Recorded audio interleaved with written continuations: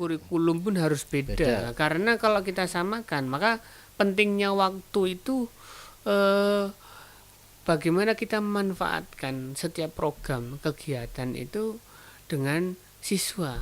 Kalau seandainya kita samakan anak pagi langsung belajar sampai siang, ketika dihadapkan dengan hafalan siangnya atau mungkin sorenya, itu anak sudah merasa terbebani dengan pembelajaran di pagi.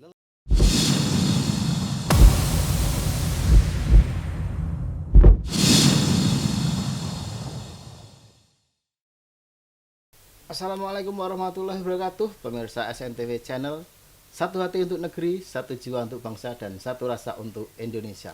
Kembali bersama saya di podcast Merah Putih yang selalu menampilkan hal-hal yang menarik, kemudian informatif untuk dikulik dan diketahui, dan tentunya dengan tamu-tamu yang istimewa dan sangat luar biasa. Dan kali ini telah hadir di studio podcast Merah Putih tamu yang menurut saya sangat-sangat luar biasa. Masih muda, seorang ustadz dan pendidik pengajar di SMP Muhammadiyah 1 Surakarta, SMP Simon ya. Ustadz Isa Al-Fajri LC MPD. Ya, betul lah, biasa lah ya. Ya. Ya. LC ini berarti kan jenengan lulusan dari luar negeri berarti Pak? Alhamdulillah sudah lulus. Dari mana Pak? Dari Universitas Al-Azhar Kairo. Dari Al-Azhar Kairo Mesir ya. Iya, Istimewa sekali ini. Pemirsa, ini istimewa, nanti kita akan mengulik banyak tentang hal-hal yang sangat menarik ya. Pak Ustadz Isa, ini Ramadan ini tentunya di pembelajaran pasti ada sesuatu yang sentuhan-sentuhan lain ya. Baik di sekolah Muhammadiyah maupun di sekolah negeri. Dan kalau dulu itu ada istilahnya pesantren kilat yang dilaksanakan di sekolah-sekolah. Apakah masih diterapkan sekarang, termasuk di sekolah Pak Ustadz Isa ini? Ya, terima kasih. Assalamualaikum warahmatullahi wabarakatuh. Waalaikumsalam. Ya, sebelumnya terima kasih waktunya yang telah diberikan kepada saya. Membahas tentang pesantren kilat ini sangat lagi tren karena terutama sekarang masih dalam waktu Ramadan, bulan Ramadan, bulan penuh hikmah, penuh rahmat, dan mana kita tidak hanya orang-orang yang sudah balik saja, tapi anak sedini mungkin kita berusaha untuk mendidik bagaimana menghadapi di bulan suci Ramadan ini gitu ya, dengan pesantren kilat yang sudah kita dengarkan dari sejak dulu gitu ya, dari tahun 90. Nah, ini alhamdulillah dari tahun 90 sampai sekarang ini mulai ada perkembangan Ada perkembangan dari dulu yang mungkin hanya sekedar mengkaji membaca Iqra anak-anak kecil gitu. Sekarang lebih banyak materi yang mungkin anak-anak menarik perhatian ya, karena kalau dulu hanya sekedar membaca Iqra, sekarang dihadapkan era 4.0 ya. Mungkin yang sekarang itu anak-anak lebih ke media sosial, ke video, ke yang lain. Maka kita mengikuti arah perkembangan zaman sekarang, tidak hanya dengan membaca tulis Al-Quran saja, tapi mungkin dengan perubahan atau perkembangan seperti memutarkan video atau film yang terkait dengan keislaman Islami gitu. Jadi teknik pembelajarannya yang sentuhan yang lain. Jadi kita harus bisa mengikuti zaman sekarang. Jadi kita model, kita kemas ajaran pesantren itu dengan disesuaikan dengan anak-anak yang mungkin sekarang ini pasti banyak perkembangan yang ada itu. Basicnya Pak, basic dari Pak Ustadz Isa ini. Sebelum jadi Ustadz di SMP. Apa basicnya sejak dari awal kecil itu di pesantren? Alhamdulillah saya setelah dari SD negeri Oh, SD yang negeri. di notabene mungkin negeri itu mungkin sangat minim sekali tentang keagamaan. Di situ sangat pluralis, campur dengan agama-agama yang lain dan belum mengenal Islam secara banyak gitu ya. Setelah itu di awal-awal mulai menginjak di SMP, saya sudah dimasukkan di pesantrennya di Pondok Modern Darussalam Gontor Ponorogo gitu Pondok ya. Gontor Ya, Pondok modern, modern ya. Dan disitulah saya lebih banyak mengenal agama Islam terutama dengan lingkungan budaya dan diajarkan juga bagaimana menerapkan kehidupan secara religiusnya itu. Ya alhamdulillah setelah itu saya alhamdulillah di Pondok Modern itu kurang lebih 6 tahun. 6 tahun. SD, 6 tahun SMP berarti? SMP ya. SMP dan SMA? Dari SMP, dari SD lulus SD ya. masuk ke SMP sehingga SMA dan alhamdulillah di situ ada diwajibkan kepada para seluruh santri untuk istilahnya mengabdi selama 1 tahun. Dan di situ saya banyak pengalaman untuk pengabdian masyarakat karena kita langsung terjun ke masyarakat. Ngajar berarti. Ngajar ya, di situ di lingkungan masyarakat. Jadi saya statusnya untuk pengabdian itu sebagai mahasiswa di Gontor. Kemudian di situ banyak masyarakat yang butuh bimbingan oleh para santri, dan alhamdulillah kita turun di sana menghadapi masyarakat, permasalahan masyarakat dari mulai yang di usia yang dini sampai yang masyarakat lingkup besar. Itu di Ponorogo ya? Di Ponorogo. Ya, setelah lulus? Setelah lulus saya kuliah. Mimpi untuk pergi keluar gitu ya, mimpi keluar ya seperti yang mungkin banyak film-film yang menggambarkan orang-orang yang kuliah di luar negeri, yang salah satunya 5 Menara itu ya mungkin. Kalau zaman saya ayat-ayat cinta. Ayat-ayat cinta. Kalau ayat cinta itu cukup lama ya, yang agak modern lagi kan 5 Menara itu. Karena saya. Ya, ayat-ayat cinta itu ya cukup salah satu yang menggambarkan, membayangkan saya jika saya bisa kuliah di luar itu luar biasa sekali. Akhirnya tersampai. Alhamdulillah tersampaikan. Saya dari tahun 2011 sampai 2016 saya kuliah di Al Azhar Kairo gitu.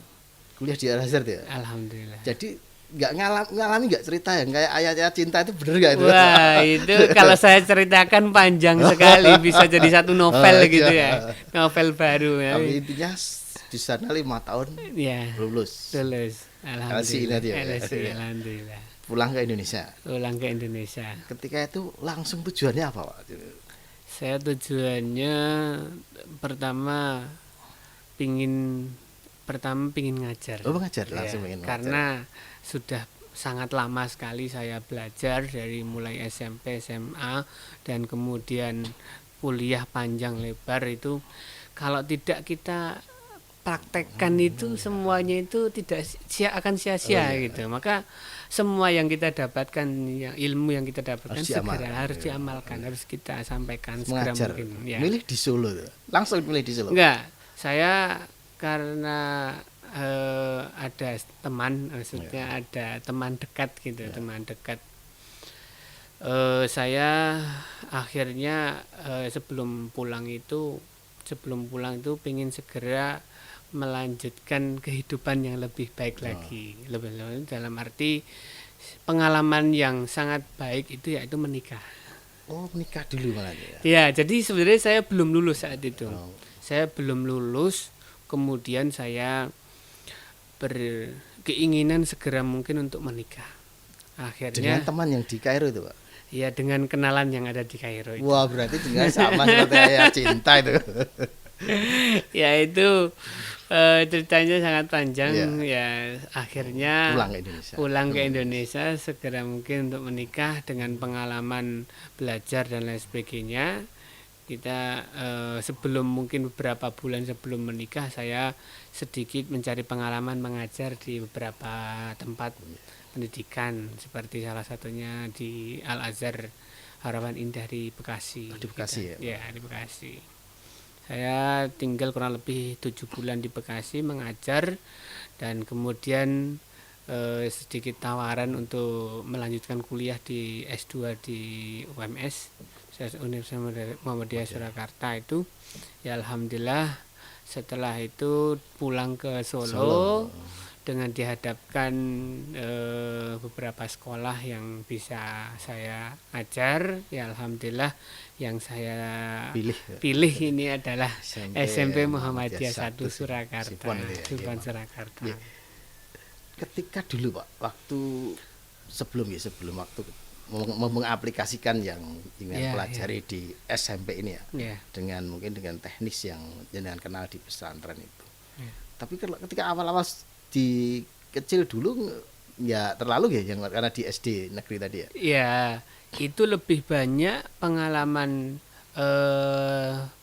banyak apa ya istilahnya, menimba ilmu agama lebih banyak di rumah. Oh, di rumah. Di rumah. Jadi kebetulan rumah saya depannya adalah masjid. Jadi lingkungan masjid ini kan sangat kental dengan kegiatan TPA dengan apapun itulah.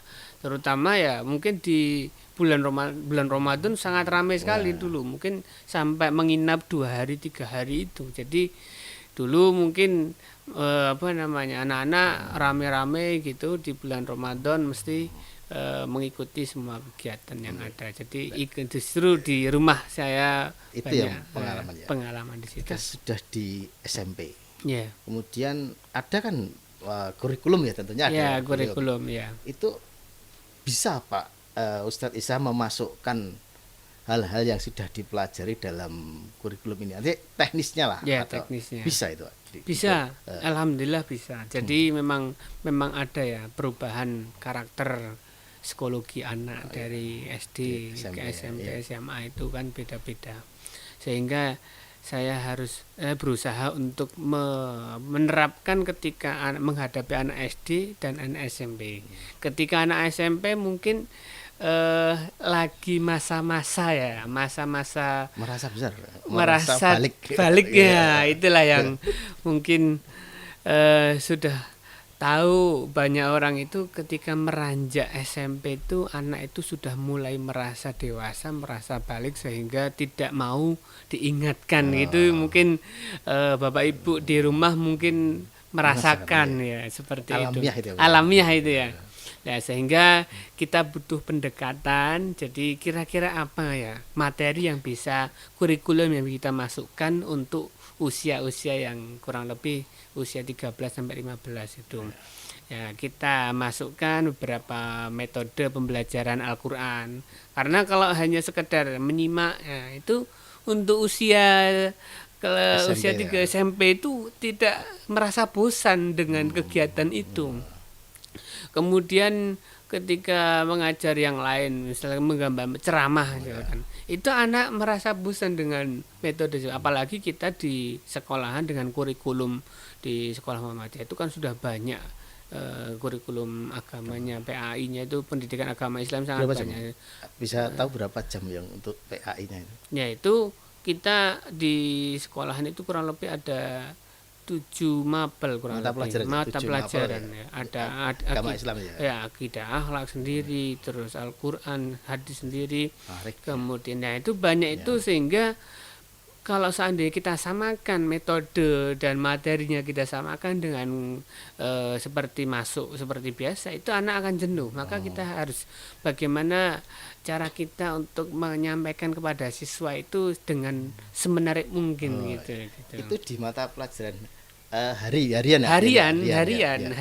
Jadi kalau kita samakan caranya, terus penyampaiannya, itu anak itu jadi merasa ini bukan pesantren kilat gitu. Ini seperti pembelajaran biasa. Maka kita harus cari metode atau cara untuk menyampaikan anak sehingga bisa tertarik itu tadi. Sehingga ketika Ramadan diadakan pesantren kilat ini metodenya berbeda. Itu. Sejak kapan Pak Ustadz Isa mengajar di SMP? Saya sejak tahun 2017 awal. 2017. Mantap. Tahun ajaran 2017. Tahun ajaran 2017. itu langsung memasukkan ketika pesantren kilat. Saya di situ kan karena jadi guru baru kan butuh adaptasi. Oh, iya. Adaptasi bagaimana menghadapi lingkungan sekolahan, menghadapi anak-anak yang mana pengalaman saya untuk di SMP mungkin agak kurang sebelumnya. Jadi saya sebelumnya itu di SD, saya pernah di Bekasi itu di SD, kemudian melihat kondisi anak-anak yang masih kecil ini kan butuh ini. Masuk di SMP mereka udah mulai merasa sudah balik itu, maka di situ saya butuh mempelajari setahun 2 tahun melihat karakter anak di usia itu tuh Akhirnya ketemu treatmentnya. Akhirnya ketemu juga. Jadi alhamdulillah akhirnya dari beberapa waktu yang lalu saya melihat ini anak kok cepat bosan gitu. Sehingga saya harus butuh metode yang baru sehingga bisa materi yang bisa saya sampaikan itu tersampaikan ke anak-anak gitu. Tapi artinya kan harus bekerja sama dengan guru yang lain ya, guru agama yang lain itu. Nah itu, dan itu kan juga makanya untuk pendidikan itu kan tidak hanya hubungan dengan anak saja, dengan guru, dengan orang tua, dengan stakeholder semua yang ada itu kita harus selalu berhubungan semuanya dan kita sampaikan bagaimana treatmentnya gitu, bagaimana caranya. Tidak hanya kita langsung menyampaikan materi, banyak orang menyampaikan tapi banyak juga yang tidak mau mendengar gitu kan ya. Nah itu semua itu terjadi, siapapun dimanapun akan terjadi. Maka dengan kondisi perkembangan zaman itu maka kita butuh komunikasi yang baik dengan guru, komunikasi yang baik dengan siswa, komunikasi yang baik dengan orang tua sehingga kita tahu karakter betul. Oh, anak ini seperti ini, sehingga kita apabila punya materi apapun yang kita ingin sampaikan, kita bisa tahu caranya untuk menyampaikan sebuah materi yang akhirnya kira-kira setahun itu ketemu teknis dilaksanakan di setiap tahunnya. Tiap Ramadan itu. Tiap Ramadan. Itu kegiatan anak full, Pak, Ramadan itu.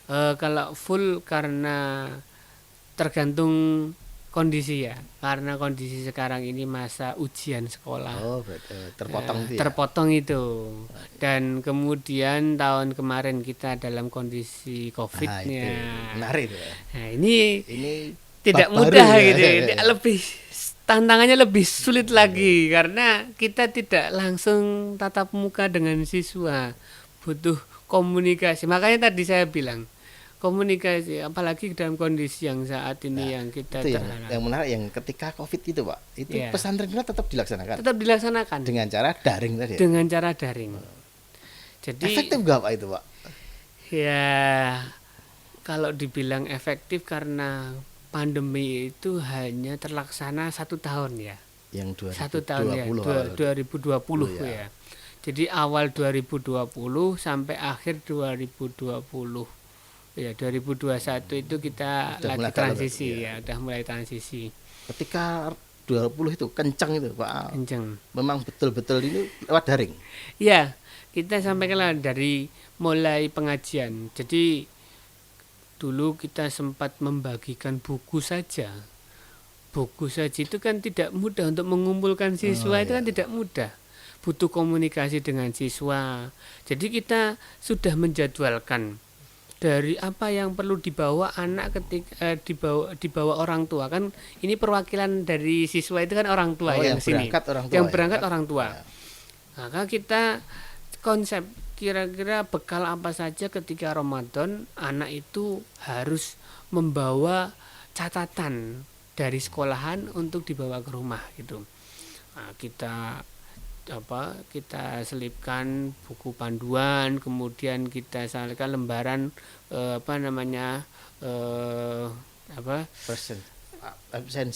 presensi kehadiran ketika bulan Ramadan, kemudian ya semuanya yang ada itu panduan dan lain sebagainya itulah. Nah, akhirnya di satu waktu kita mengumumkan kepada para wali murid untuk segera mengambil buku panduan itu dan lain-lain itu. Ya, akhirnya sudah kita sampaikan ke siswa dari yang kelas bawah sampai kelas atas sehingga semuanya memiliki panduan itu semuanya. Nah, kemudian diawali sebelum awal Ramadan, sebelum mulai Ramadan itu bulan Ramadan kita adakan seperti pengajian tabligh akbar secara virtual. Secara virtual. Secara virtual. Secara Jadi virtual. ini awal pertama mulai kondisi Covid itu dan awal Ramadan itu gimana biar anak-anak itu terangsang dengan bulan Ramadan ini, menghadapi tabligh Ramadan ini bagaimana cara Lah diawalilah dengan pengajian itu tadi. Semua dari mulai siswa, dari wali murid, dari semua guru, semua karyawan semuanya mengikuti. Lewat itu tadi. Lihat virtual itu Virtual tadi. Ya. Itu langsung berarti, Pak? Langsung. Jadi ketika mungkin 2 hari atau 3 hari sebelum Ramadan itu kita adakan secara virtual itu tadi, dan presensi juga ada. Mungkin kan dengan presensi virtual itu juga kelihatan siapa yang tidak hadir. Nah itu kelihatan. Nah inilah kita di awal ketika Covid kemarin itu kita berusaha tetap mengadakan kegiatan-kegiatan di bulan suci Ramadan itu. Artinya memang terkontrol terus terkontrol terus ya. Kita setiap pekan itu anak akan orang tua ya, mungkin lewat orang tua yang datang karena khawatir anaknya terkena Covid, sehingga diwakili oleh orang tua datang ke sekolahan untuk mengumpulkan lembaran tugas-tugas yang ada selama di bulan Ramadan. Berarti isiannya langsung dari ustadz-ustadz? Ya, dari ustadz kami. Melakukan virtual itu virtual tadi. Itu tadi. Tapi tanpa ada kegiatan yang lain ya? Misalnya kalau dulu kan minta tanda tangan di masjid kan masjid tutup, itu tidak ada berarti ya? Ya, banyak media. Jadi tidak hanya di masjid saja, atau musola saja, di TV juga ada, di radio juga ada. Maka di situ banyak celah yang harus kita raih ya, sehingga anak itu tidak hanya tidak terbatas dengan masjid saja, masjid saja. Jadi ada sekarang itu YouTube itu kan luar biasa banyak konten-konten yang baik gitu, yang perlu dicatat dan lain sebagainya itu. Maka disitulah anak itu, apalagi anak sekarang sudah biasa buka YouTube dan lain sebagainya, sudah bisa menyimak kajian-kajian itu. Atau SMP Muhammadiyah itu punya channel YouTube. Ya, channel YouTube. Ya, alhamdulillah. Dari situ, karena kondisi Covid kemarin kita mengaktifkan kembali channel YouTube kita, sehingga kita bisa mengisi kajian-kajian dari ustadz-ustadz dari kami. Muridnya tinggal. Jadi kita video, kita rekam, kemudian silahkan menyimak kajian di channel YouTube SMP dari sekolahan gitu, sehingga semua yang ada itu bisa dilihat, bisa melihat dari channel YouTube itu. Ketika sudah mulai agak longgar lah tahun 2021, sudah ada kegiatan mulai masuk. Ya, sudah mulai masuk akan tapi terbatas dari pemerintah. Pemerintah kan masih ada batasan 25%, 50% ya sebagainya, sehingga kita juga lumayan agak mau ngontrol itu juga agak sulit nih, sehingga kita tetap komunikasi dengan orang tua. Tidak hanya kita menyampaikan materi saja, tapi juga mengingatkan kepada orang tua kalau ini ada materi, sehingga tidak terlewatkan pada siswa saja itu. Bergeser ke tahun 2022 ini mulai agak longgar.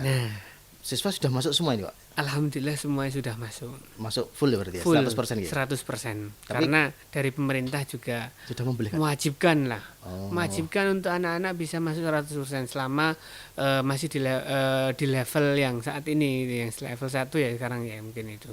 Sehingga kita sangat semangat sekali untuk mengajar, karena itu tadi anak sudah 100%, sehingga kita lebih maksimal dibandingkan ketika Covid kemarin itu. Ya.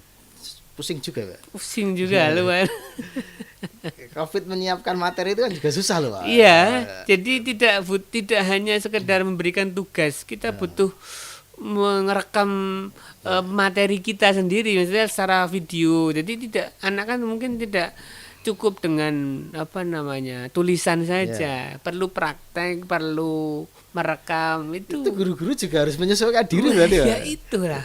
Maka itulah kreativitas kita di kondisi apapun lah sekarang ini, itu butuh kreativitas seorang guru dalam mengajar kondisi Covid. Kembali ke kasus pesantren kilat yang ini, yang tahun ini lah, tahun ini sudah dilaksanakan nih, Pak. alhamdulillah dari tanggal sebelum Ramadan kita adakan kajian tablik akbar, terus kemudian di tanggal 6, 7, 8 kemarin kita mengadakan pesantren kilat Ramadan. Full berarti anak-anak tinggal di sekolah atau pulang? Tidak, karena beberapa masukan dari orang tua untuk kondisi seperti ini masih agak rawan agak rawan sehingga dari pagi sampai siang. Dari pagi sampai jam 12 alhamdulillah. Jam 7 sampai jam 12. Jam 7 sampai jam 12 iya, ya. Jam 11. Jam 11 ya. Iya, jam 11. Tapi sholat zuhur di sekolah terus pulang. Sholat zuhur di rumah. Oh, sholat zuhur di rumah. Karena cukup banyak siswanya jadi kita tetap menjaga jarak juga, masih ya mengkondisikan itulah kondisi yang ada. Karena kalau seandainya terlalu lama dari jam 7 sampai jam 12 atau mungkin lebih itu anak juga kondisi puasa ini kan juga lumayan jenuh gitu. Jadi saya khawatir juga kalau terlalu lama anak nggak bisa masuk sehingga kita yang menyampaikan itu ya mungkin ya agak kesulitan gitu sehingga butuh waktu yang pas untuk mengajar. Jadi untuk tahun ini full yang ngontrol Ustadz Iza ya? Yang alhamdulillah. Oh ya, jadi artinya yang mengomando ini. Mengomando, alhamdulillah. Ini saat ini kemudian bergeser ya ke depannya termasuk dari SMP Muhammadiyah sendiri. Iya. Ada treatment yang lain ya, khusus selain lah ke depan ya. Iya. Saya sudah banyak memahami karakter dan mengkondisikan kondisi yang seperti ini ya. Jadi kira-kira apa ya treatment lain yaitu ya kalau seandainya kondisi COVID ini sudah mulai sangat mereda sekali, harapan kami untuk kedepannya anak bisa menginap di sekolahan. Oh, mabit ya. Mabit ya istilah istilah kita itu daurah pesantren kader, pesantren kilat gitulah. Kalau anak saya dulu kan SD Muhammadiyah itu mabit di sekolah, cuman sehari tapi semalam lah. Iya, itu udah luar biasa sekali kalau sudah bisa menginap di sekolahan. Tahu betul pembelajaran atau kegiatan pesantren kilat selama 1 hari full itu sudah luar biasa sekali. Jadi kita lebih memahami karakter anak itu kalau sudah bisa menginap 1 malam itu, 1 hari 1 malam itu. Kalau hanya sekedar sampai setengah hari itu ya hanya sekedarnya kita melihat anak waktu menyimak waktu agak ini. Tapi kalau sudah 1 hari menginap mengenal teman-temannya itu sangat tahu betul. Karena saya alhamdulillah 1 tahun ini kita mengadakan daurah tahfidz di sekolahan itu selama 3 hari 2 malam gitu. Menginap full di rumah, di sekolahan, di lantai. Mungkin ini mengawali sebelum akan dimulai program MBS itu, Muhammadiyah Boarding School itu tadi. Oh, SMP Muhammadiyah 1 mau adakan program boarding school. Boarding school itu menginap asrama lah. Asrama. Jadi siswa sekolah di lingkungan sekolahan akan tapi tidak pulang ke rumah, tapi nanti akan menginap di sekolahan. Nah, untuk mengawali itu maka kita adakan daurah tahfidz di sekolahan menginap selama 3 hari 2 malam. Sudah dicoba tahun ini? Sudah tahun ini, alhamdulillah baru pertama kali. Itu sebelumnya sudah pernah diadakan tapi di luar sekolahan. Oh, dulu tidak di sekolah. Dulu ya, jadi kelas program khusus itu sudah ada, itu kita adakan daurah tahfidz menginap itu tapi belum di lingkungan sekolahan, masih di luar. Menyewa penginapan di sebuah penginapan sehingga terlaksanalah program daurah itu. Kalau ini di sekolah sudah dilaksanakan kemarin lah. Iya, 6, 7, 8 itu ya. Ya, kalau itu pesantren kilat. Pesantren kilat ya. Kalau daurah tahfidz itu untuk program khusus itu belum. Sudah setiap semesternya sudah. Sudah semester sudah. Ya. Yang pesantren kilat ini, Pak. Ya. Ini pembelajarannya sudah diprogram Ustadz Iza. Untuk pesantren kilat sudah saya program. Itu yang kemarin dilaksanakan itu. 6, 7, 8 itu. Materinya semua sudah kami programkan, sudah kami konsep materi apa saja yang Bisa disampaikan sedikit Pak materinya. Menarik saya itu. eh yang pertama karena stadium general. Kita kebetulan kemarin itu apa namanya kelas 7 8 kan kelas 6 7 7 8 9. 6 7 8 ya. Ya. Dari tanggal 6 7 8, 8 ya. itu bergantian. Oh. Dari tanggal 6 itu kelas 9, tanggal 7 itu kelas 8, tanggal 8 itu kelas 7. Nah, karena kita tetap menjaga tadi prokes iya. tadi, menjaga Jumlah itu tadi ya. jumlah itu tadi, maka kita adakan secara bertahap sesuai levelnya. Nah, untuk materi itu insya Allah hampir sama semuanya karena memang ini paling dasar sekali. Stadium jurnal ketika kelas 9 itu pesantren kilat tanggal 6, anak-anak kelas 6 kelas 7 dan 8 itu masuk kelas. Oh, melaksanakan Melaksanakan pembelajaran seperti biasa. biasa. Jadi kita seperti agak kurangan SDM gitu kan, butuh personal untuk mengajar, mendampingi dan lain sebagainya karena bersamaan dengan anak-anak yang pembelajaran itu. Maka di situ saya berperan lumayan banyak di situ. Kita awali ketika awal itu jam 7 untuk melaksanakan sholat duha. Kita ajarkan anak sholat duha sehingga ini loh kegiatan awal pagi itu ketika sudah terbitnya matahari melaksanakan sholat duha. Kemudian kita baca Quran dibarengi dengan tahsin Quran. Jadi karena stadium general sangat efisien sekali karena ini sangat umum sekali kepada anak di level apapun. Di level yang sangat rendah, menengah maupun atas itu kita awali dengan tahsin itu. Tahsin itu perbaikan bacaan itu tadi. Nah, kemudian setelah itu ada kajian Ramadan. Ya, kita sisipi kajian Ramadan. Di situ kita wajibkan setiap anak untuk membawa alat tulis untuk menyimak materi yang disampaikan bareng-bareng itu. Nah, di situ kita jadwalkan, saya menjadwalkan. Karena kalau saya semuanya nanti malah kurang efektif gitu, bosan anak-anak itu sama saya. Maka kita jadwalkan dari kelas 9 siapa materinya, kelas 7, kelas 8 siapa, kelas 7 siapa. Nah, alhamdulillah dari beberapa guru yang siap untuk menyampaikan jelas. Otomatis ya langsung terlaksana dari kajian Ramadan itu. Dan materinya kan bukan macam-macam, ada mengenalkan Ramadan, kemudian kisah-kisah Nabi dan lain sebagainya itu. Yang terakhir 1 jam terakhir dari jam 9:30 sampai jam 11 itu kita putarkan video film tentang ketika kalau yang tahun ini itu kita memutar film Sang Pencerah.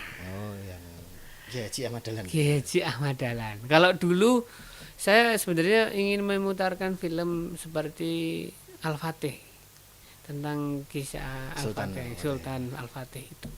Tapi karena itu durasinya sangat panjang sekali, saya lihat waktu durasi kita itu hanya sangat sedikit, maka nyari film yang enggak terlalu panjang tapi bisa kita sampaikan dan anak bisa merekam karena itu juga ada sedikit materi dari pembelajaran yang di sehariannya gitu. Jadi kebetulan kita kebetulan kita di sekolah Muhammadiyah dan ada pembelajaran sedikit materi tentang Muhammadiyah dari mungkin kita visualisasikan dengan film itu tadi sehingga anak itu bisa menggambarkan mengenalkan ini loh sekolah Muhammadiyah dari perjuangan Kiai Haji Ahmad Dahlan dari awal sampai terbentuknya sekolah dan amal usaha yang lainnya sehingga menjadi besar sampai saat ini. Materi yang kaitannya dengan ke depan yang hafidz Quran itu belum. Untuk hafidz Quran ini insya Allah kita di ajaran baru ini akan kita terapkan untuk semua kelas. Jadi ketika saya menyimak anak-anak dari awal yang masuk SMP ini kok saya lihat mereka itu di SD 6 tahun itu dibimbing. Tapi terkadang di SMP itu tidak melanjutkan program yang sudah terlaksana di SD.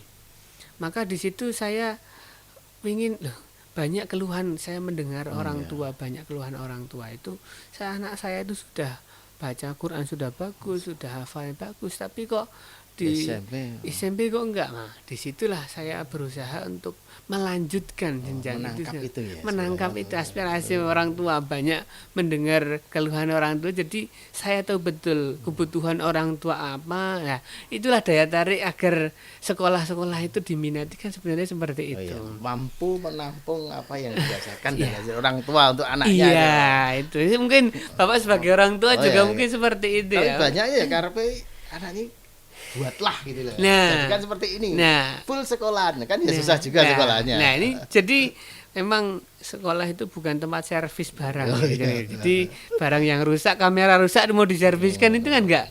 Jadi kita butuh kombinasi antara orang tua dengan guru dengan anak sehingga anak itu tidak hanya dijadikan alat yang rusak saja, dijadikan yang baik. Saya sekolah Muhammadiyah biar jadi bagus. Karena banyak yang seperti itu juga. Iya. Karena sudah image-nya di Muhammadiyah kan sudah banyak yang lulusannya sudah banyak yang baik. Nah, sehingga harapan dari orang tua pengen disekolahkan di sana kan memang wajar gitu.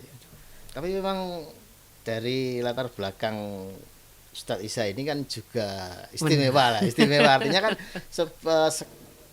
SMP Muhammadiyah 1 sendiri punya kekuatan minimal ya konsep untuk menciptakan itu, walaupun baru akan tahun depan ya.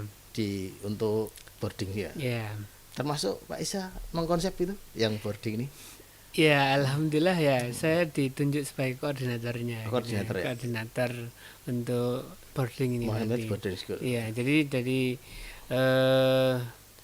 Surakarta terutama di SMP kita ini kan butuh asrama yang mungkin daya tarik, terutama asrama tahfidz itu tadi, karena banyak sekolah-sekolah tahfidz mungkin yang tidak menginap sehingga anak hafalannya terbatas. Nah, inilah rencana kita untuk membuat program. Ini kan sudah mulai ada program Muhammadiyah Boarding School, anak menginap di asrama untuk kegiatan tahfidz. Berarti sudah nggak jadi pesantren kilat lagi ya? Nah, itu sudah nggak kilat ya, Pak ya? Sudah nggak kilat lagi. Kita sudah kilat khusus mau langsung cepat atau biasa atau menjadi khusus berarti ya. Muhammadiyah Boarding School khusus ya. Artinya kan yang kalau yang mengenai itu ada tambahan mata pelajaran juga berarti ya untuk sore harinya. Ya, jadi karena ini di asrama, kehidupannya itu di asrama, jadi otomatis semuanya itu khusus. Jadi dari mulai kurikulumnya yang mungkin anak-anak yang lainnya itu pembelajaran, kita bukan pembelajaran ketika di asrama itu, mungkin lebih mendalami lagi hafalannya gitu. Kita konsep kurikulum harus beda. Kalau seandainya sama mungkin tidak dinamakan asrama gitu. Tapi yang pagi tetap sama dengan sekolah. Tidak. Beda dari awal toh. Dari awal kurikulum pun harus beda. Karena kalau kita samakan, maka pentingnya waktu itu bagaimana kita memanfaatkan setiap program kegiatan itu dengan siswa. Kalau seandainya kita samakan, anak pagi langsung belajar sampai siang, ketika dihadapkan dengan hafalan siangnya atau mungkin sorenya, itu anak sudah merasa terbebani dengan pembelajaran di pagi. Lelah ya, Pak ya? Lelah anak itu, apalagi usia-usia itu masih banyak materi ini, materi itu, mana yang diutamakan ya prioritas seorang. Mungkin sebagai orang tua pingin anaknya sebagai sudah pinter matematika, ada yang pinter IPA, ada yang pinter apa. Nah, ini yang tahfidz ini kan anak pingin, orang tua pingin anaknya itu hafal berapa juz dan sebagainya itu kan, maka kita terapkanlah itu tadi, harapan orang tua itu ingin jadi anak yang banyak hafalannya, ya kita perbanyak waktunya untuk menghafalkan itu. Berarti artinya kurikulumnya sudah beda dari awal. Itu konsep yang kita harapkan seperti itu. Tahun ke depan ya. Ya, Itu seleksinya juga beda, Pak. Ya, ini sangat penting juga seleksi. Jadi mungkin di pondok-pondok yang bagus itu juga tidak mudah memasukkan Ya, standarnya ada. standarnya ada. Hafal Standarnya ada berapa juz dulu. minimal 2 juz gitu. Sehingga ketika kita melaksanakan program ini tuh tidak terhambat dengan permasalahan anak-anak sendiri itu. Dan tapi memang namanya orang tua itu kan banyak harapan ya dengan kemampuan anak seperti ini tapi harapan orang tua itu mungkin jauh melompat jauh gitu loh. Jadi ya umrah, Pak. Saya nggak bisa, saya pengen anak saya bisa, itu kan jangan lupa. ya, Betul Ustaz. bukan seperti itu. Jadi terkadang orang tua itu tidak tahu kemampuan anak sampai seberapa. Pengen anak setiap 1 bulan bisa hafal 5 juz, tapi kemampuan anak itu 1 juz saja belum bisa. Itu kan kadang seperti itu. Sama, saya 30 juz. Maksudnya juz 30 kalau saya. Belum nyampe 1 juz ya. Beda sedikit lah. Beda sedikit ya. 30 juz sama juz 30 gitu. Lah, ini saya pengen ya banyak, saya seperti salah satu tempat pembelajaran yang diteliti oleh istri saya itu, dia sampai mengajarkan kepada anak-anak yang statusnya itu disabilitas, yang kurang mampu dari segi fisiknya. Lah, sebuah lembaga itu bisa seperti itu. Kenapa anak-anak yang normal seperti ini kok kita nggak bisa gitu loh? Kenapa? Nah, ini tantangan saya sendiri ketika menghadapi sebuah lembaga yang seperti itu. Kenapa kita tidak bisa? Harusnya kita harus bisa sama-sama ya, kita punya lembaga besar seperti ini, kita harus bisa. Sehingga model anak seperti apapun kita harus bisa untuk menghadapinya gitu loh. Di pondok tahu sendiri, pondok itu tidak semuanya baik gitu kan. Justru malah orang yang habis kena kriminal masuk pondok, habis yang kena anaknya nakal dan lain sebagainya masuk pondok. Jadi pondok itu kan tempat untuk menampung anak-anak yang tidak baik gitu. Lah disitulah tantangan seorang pendidik itu, justru malah menghadapi anak-anak yang kurang baik gitu tadi. Sedikit yang ini yang terakhir ini tadi ya. Apakah di Gontor juga banyak yang tidak baik dimasukkan tuh? Wah, itu kalau melihat ya pondok dimanapun lah, tidak hanya di Gontor itu sangat banyak ragam, banyak ragam, dan pastinya kita ada reward dan punishment. Disitulah perbedaan, ada melihat anak yang baik mana yang tidak baik. Orang yang baik bisa jadi masuk pondok itu tidak baik karena lingkungannya tidak baik. Ya, jadi nggak semuanya anak masuk pondok itu dari orang-orang yang baik saja. Gitu ya. Ya artinya kan artinya memperbaiki tadi kan. Nah itu tadi tujuannya adanya kiai, adanya pesantren, adanya kurikulum itu tujuannya memperbaiki. Fitrahnya manusia, fitrahnya anak itu semuanya tidak ada yang baik langsung jadi baik, itu tidak ada. Butuh proses anak masuk ke lingkungan pendidikan sehingga menjadi baik gitu. Nah itu kalau saya ceritakan sangat panjang sekali. Dan sebenarnya saya menarik ini karena proses dari pesantren kilat, kemudian perubahan teknis materi, kemudian sampai pada pembentukan sebuah karakter. Ya, bukan karakter, kemudian juga pembentukan wadahnya. Bentuknya boarding school tadi ya. Ini kan prosesnya panjang dan menarik, dan ini kira-kira sebenarnya apakah perlu tuh model-model boarding school itu dilaksanakan di semua SMP? Ya, ini menarik lagi karena hampir sekarang ini, tren sekarang ini hampir setiap sekolah mengadakan asrama, program asrama. Walaupun setingkat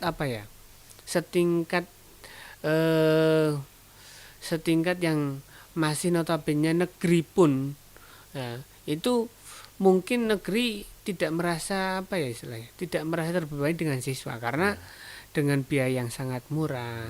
Nah, ini justru tantangan kepada sekolah-sekolah swasta yang mungkin mencari murid itu tidak mudah. Butuh brand yang sangat luar biasa gitu kan. alumni yang luar biasa lah. Ini langkah-langkah ini yang sangat penting, ini sangat harus dicapai seperti mendirikan asrama seperti yang di sini itu mana yang itu Al-Azhar. Yang depannya Al-Azhar itu mungkin ya. Cendikia, Insan Cendikia. Ya, Insan Cendikia itu kan juga sekolah swasta ya. Kalau Al-Azhar itu kan pondok ya, sekolah yang sudah ada pondok juga. Nah, ini sekolah-sekolah swasta itu tantangannya sekarang membuat sekolah yang berasrama. Nah, sehingga anak itu dalam lingkungan terpantau. Sekarang itu orang tua itu sibuknya luar biasa dari pagi sampai siang sampai malam, sehingga tidak bisa memantau anak didiknya di rumah itu sedang apa dan lain sebagainya, sehingga butuh yang dulu itu namanya kurikulum apa namanya yang 24 jam itu kan 13 bukan, maksudnya yang full day. Full day. Ya, dulu kan ada istilah full Oh, day. dia ada sekolah full day. Full day, padahal pondok itu kan sudah sangat full day sekali. 24 jam malah. 24 jam. Lah, beberapa tahun yang lalu kan kita mendengar full day. Full day itu gimana anak seusia dini. Ya, ponakan saya itu di Al Khair itu kan kuliah dari TK itu yang kalau dulu kita bapak mungkin TK atau mungkin itu kan hanya paling sampai jam 9 jam 10 pulang. Tapi dengan kurikulum full day itu ya, itu anak itu pulang itu biasanya sore TK itu ya. TK pulangnya sore. Pulang sore. Jadi pagi sampai siang itu pembelajaran, main dan lain sebagainya, siangnya tidur. Siang tidur, terus habis itu dimandikan atau mandi sendiri sama gurunya dan lain sebagainya. Kemudian orang tua yang pulang dari kerjanya itu menjemput dalam keadaan sudah bersih gitu loh, sudah sekaligus penitipan. Nah, itu istilahnya kan sekarang bisa dikatakan full day atau penitipan gitu loh. Kembali ke pesantren kilat dan ini ya, perkembangannya sampai itu. Iya. Untuk sekolah swasta itu berarti menurut Ustadz saya itu mungkin sebagai branding dan diperlukan untuk itu ya. Iya, perlu. Tapi untuk masyarakat ya artinya saya atau orang-orang yang melihat ini sebagai orang tua. Iya. Bagi kami itu apa sih sebenarnya akan imbasnya dari pesantren kilat atau pesantren yang sudah mulai bermetamorfose ini ya. Iya. Nah, ini sangat menarik juga untuk kalangan masyarakat karena kita ini kan sudah mulai eranya sekarang itu sudah mulai berubah total ya. Atau sekaligus ini pesan untuk masyarakat ini, Pak. ini kabarnya di sini. Closing statement dari Ustadz sekali ada. Jadi untuk masyarakat terutama yang sudah mulai mengenal Islam lebih dekat lagi, ini sangat penting sekali karena dengan kegiatan atau program yang seperti ini sangat mempengaruhi lingkungan kita, sangat mempengaruhi karena ketika kita di lingkungan yang mungkin mengarahnya kepada kemaksiatan, ya, itu akan larinya ke sana. Tapi ketika di lingkungan kita ada pesantren kilat, kegiatan-kegiatan yang berbentuk religius itu sangat mempengaruhi keimanan kita, ketakwaan kita kepada Allah, mengenal jati diri kita. Ketika kita mungkin masih di usia dini, kita belum sampai berpikir seperti ini. Nah, dengan acara ini pun orang terkadang terkena hidayahnya di sini gitu loh. Jadi mungkin dari semacam kajian kultum di masjid atau di mana mungkin belum apa ya, belum terangsang gitu dalam pikiran kita. Alah, hanya sekedar kajian. Tapi ketika melihat momentum atau kegiatan yang dimana orang itu, para anak-anak atau mungkin masyarakat itu berbondong ke sana, kita sebagai orang awam itu penasaran apa yang terjadi di sana itu, gitu ya. Apa yang ada gitu. Nah, disitulah orang itu mulai mencari tahu kegiatan yang ini, oh ternyata ini kita merasa beda, hati kita merasa beda, jiwa kita merasa tenang, merasa damai, merasa indah, sehingga kita bisa mendekatkan diri kita kepada Allah dengan kegiatan-kegiatan yang itu tadi. Nah, itulah salah satu dampak dari sebuah kegiatan, terutama pesantren kilat ini. Mungkin nanti berlanjut lagi di luar Ramadan dengan pesantren-pesantren yang lainnya, sehingga kita dapat mengikuti, bisa mendalami, bisa bersamai dengan kegiatan itu tadi.